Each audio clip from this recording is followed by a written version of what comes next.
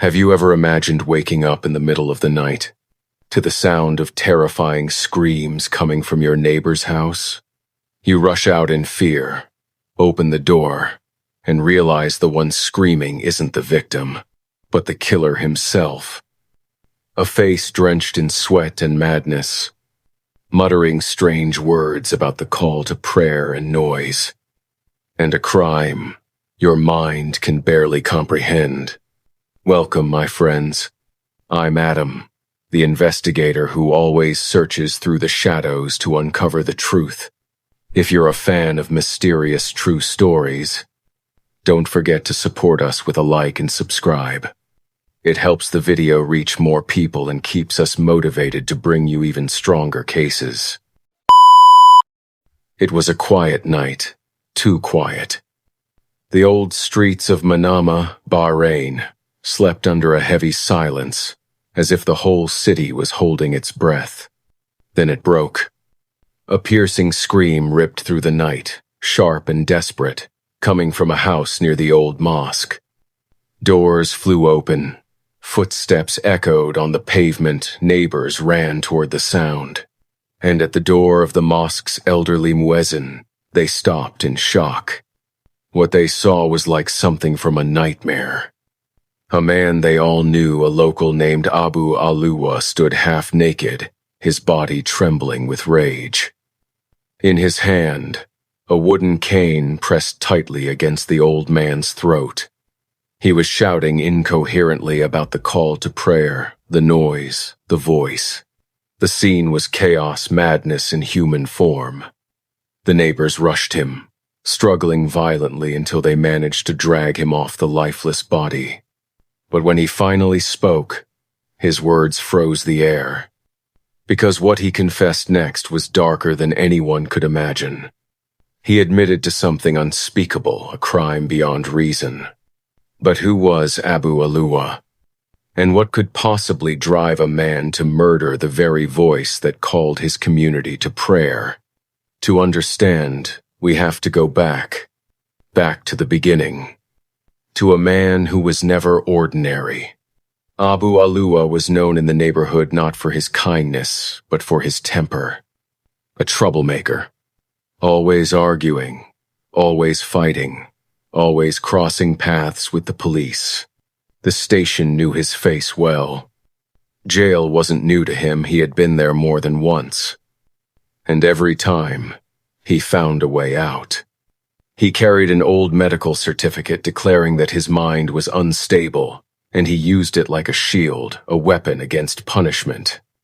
For years, he played the system, walking free each time as if madness could erase his sins. But one day, something changed. While serving a short sentence, he received a message, a simple piece of news that would twist everything inside him. His niece had just divorced her husband. To anyone else, that might have meant nothing. But to him, it meant everything. It awakened something buried deep, something he'd tried to silence. You see, he had long harbored a dark obsession, not with his niece, but with her ex-husband's sister. A woman once married, now divorced, and in his warped mind, she was his destiny. Her freedom became his opportunity. When he was released, he already had a plan, silent, meticulous, and unholy.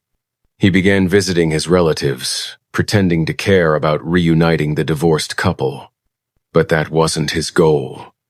The reconciliation was just a mask, a convenient excuse to get close to the woman who had infected his mind. He moved between homes, manipulating conversations, twisting words into sympathy. And with each visit, he convinced himself he was closer to making her his. But one obstacle stood in his way, his own mother. She refused to help him. She knew her son too well, his temper, his deceit, the darkness that followed him. She sensed something was terribly wrong. Her rejection lit a fire in him. Anger that burned without reason. Rage that needed no trigger.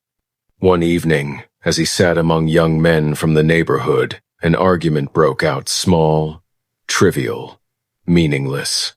But to him, it was fuel. A single word turned into a storm. They nearly fought before others intervened. He walked away shaking, veins pulsing, breath short. That night, he returned home. His body calmed, but his mind didn't. Inside his skull, voices began to whisper again, overlapping, rising, feeding his fury. And somewhere in that darkness, a plan began to take shape. Something cold. Something final. That night, Abu Allah tossed and turned in his bed, haunted by thoughts that wouldn't let him rest. Voices in his head whispered endlessly, echoing fears he couldn't escape. And then, in a sudden moment of loss and confusion, he decided to get up and speak to his mother. Maybe, he thought, her words could silence the storm raging inside him. He walked into her room without knocking. She was asleep until he shook her roughly, waking her in panic. He started speaking fast, his words tumbling out in fragments, telling her about his long day, his worries, his plan, and then his demand that she attend a reconciliation meeting with one of their relatives. But his mother, calm, weary, and cautious, showed no interest. She listened silently, then answered in a cold, detached voice, as if she sensed that something dark was lurking behind his words. When he insisted, his tone rising with agitation, she refused to make any promises. The tension grew thicker. What began as a conversation turned into a heated argument. He pressed harder. She stood her ground, quiet but firm. Then she said the words that broke him. "I'll call your brother. Let him deal with you." It was as if the floor collapsed beneath him. Rage exploded inside his chest, sudden, uncontrollable. He screamed, lunged at her, and when she tried to leave the room, he shoved her violently to the ground. Her frail body hit the floor with a dull thud, and a piercing scream tore through the silence of the night. For a second, Abu Allah froze, but fear that she would expose him, quickly turned into something darker. He moved toward her, trembling, and struck her, again and again across her tired face. She tried to raise her hands to block the blows, but her strength was gone. Her body collapsed, her voice weakening with every breath. But he didn't stop. The rage inside him had become a living thing. He began kicking her chest, her stomach, blind to the truth that the body before him was that of his own mother, the woman who had sacrificed everything for him. Each strike made her groans fainter, until the room fell silent. And still the madness didn't end. His wild eyes searched the room, and there, in the corner, he saw his motorcycle helmet. He grabbed it, lifted it high, and brought it crashing down on her head. The first blow made a muffled sound, then came the blood. But he didn't stop. He swung again, and again, until the helmet turned into an instrument of execution. And she stopped moving.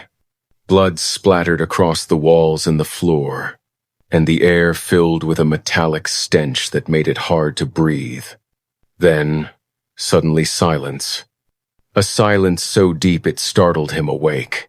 He looked down at his hands, at her motionless body, at the crimson puddles spreading beneath her, and for a brief moment, he thought about taking her to the hospital. But then reality hit. There was no car, no hope, no saving her. Only madness and guilt, and madness won. He tore off his clothes, almost naked, stumbling out into the alley, shouting nonsense about the call to prayer, about noise, about voices. He stormed into the house of the old muezzin, kicked the door open, and attacked the elderly man with his own cane, screaming, "The sound, the call, it's killing me." The muezzin's wife screamed for help, and soon the neighbors flooded in. They wrestled him to the ground after a fierce struggle, and as they pinned him down, he kept shouting in a broken, delirious voice, "I killed my mother. Pray for my mother." Everyone froze, their faces pale with shock. When the police arrived, they found him surrounded by terrified neighbors, his body smeared with blood, his eyes blank and distant, murmuring over and over, "I didn't kill her." She was screaming inside my head. When the police arrived at his home, they pushed open the door to find a scene that froze their blood. Behind those walls that had silently witnessed everything, lay the lifeless body of his mother, sprawled in a pool of crimson. It was no longer a rumor or a madman's delusion. It was the truth, raw, undeniable, and horrific. Investigators began their work immediately. Photographs were taken, fingerprints lifted, and the blood-soaked clothes collected. Meanwhile, Abu Alwa was dragged to the station, still muttering in that same trembling voice, "I killed my mother. I slaughtered my mother." His tone wavered between hysterical sobbing and eerie laughter, as if he himself couldn't believe what he had done. When the investigation ended, he was sent to a medical committee, a team of specialists asked to determine his mental state. They studied his old psychiatric records, the same ones he had used for years to escape punishment. But this time, it didn't work. The final report was clear. Abu Alwa was not insane. He wasn't a man lost to madness, he was a man who chose his violence. A manipulative, volatile individual who used madness as a mask for his crimes. When his case finally reached the courtroom, it became a national sensation. Journalists filled the seats. The air inside was thick with disbelief. A son killing his own mother, it was a story that struck Bahrain to its core. Everyone expected a death sentence, but the court surprised them. Taking into account his old medical notes, the judges replaced execution with life imprisonment. The verdict divided the public. Some said letting him live behind bars was the harsher punishment, to wake up every morning haunted by what he did. Others said no, a crime like that deserves no mercy. But justice had spoken, and the case was sealed forever. Inside the high gray walls of the prison, Abu Alwa's final chapter began. He became a man people whispered about not just because of his crime, but because he was the son who killed his mother. He tried, at first, to act insane again, mumbling, shaking, pretending to hear voices. But no one believed him anymore. The mask was gone. He was just another aging prisoner, fading slowly behind bars. Years crawled by. His body weakened, his eyes lost their fire. Family visits stopped long ago. Shame had erased his name from every memory. Even the other inmates avoided him, as if his sin was contagious. And one morning, the guards found him motionless in his cell, dead. A quiet death, for a man who had lived his entire life in noise and chaos. The newspapers published a single line. An inmate serving a life sentence for matricide was found dead in his cell today. To most, it was just another small headline. But to those who remembered that night, the screams, the blood, the madness, it was the echo of a horror that would never truly fade.